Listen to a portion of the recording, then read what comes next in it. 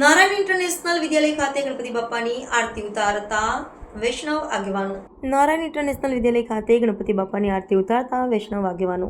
શહેરના પૂર્વ વિસ્તારના સોમા તળાવ વાઘોડિયા રિંગ રોડ વચ્ચે આવેલા નારાયણ ઇન્ટરનેશનલ વિદ્યાલયમાં વિઘ્નહર્તા મંગલ મૂર્તિના ઉત્તરાયણનો દિવસ એટલે ગણેશ ચતુર્થી ગણપતિ બાપ્પાની મનોકામનાના દેવતા છે એ અંતર્ગત શાળામાં શ્રીજીની સ્થાપના કરતા મહાઆરતીનો કાર્યક્રમ શાળાના બાળકોની ઉપસ્થિતિમાં યોજાયો. આ પ્રસંગે યુવા કાઉન્સિલર આંતરરાષ્ટ્રીય વૈષ્ણવ પરિષદના ઉપપ્રમુખ નૈતિકભાઈ દક્ષેશભાઈ શાહ ડેક્સ,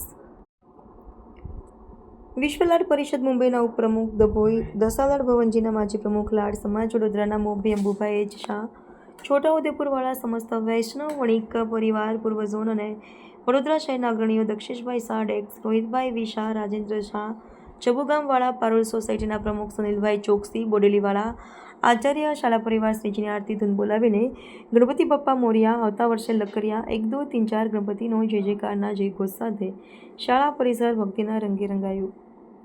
બાળકો, શિક્ષકો અને ટ્રસ્ટીગણ સમૂહમાં ઈશ્વર કે સિવા કહી भी मन लगाया तो अंत में रोना ही पड़ेगा એમ પ્રભુ શ્રીજી ગણપતિ બાપ્પાની આરતી ઉતારીને વૈષ્ણવ મહાનુભાવો, બાળકો, શાળા પરિવાર ભક્તિમાં રસ તરબોળ જોવા મળ્યા. વાલીઓમાં આનંદ છવાયો અને શાળામાં વિદ્યાર્થીઓને આધ્યાત્મિક જ્ઞાન આપવા બદલ સંચાલક મંડળ શિક્ષકોની મુક્ત કંઠે પ્રશંસા કરતા જોવા મળ્યા. ઉપસ્થિત મહાનુભાવો પણ બાળકોને પ્રોત્સાહિત કરતા જોવા મળ્યા. Subscribe now and press the bell icon. Never miss an update.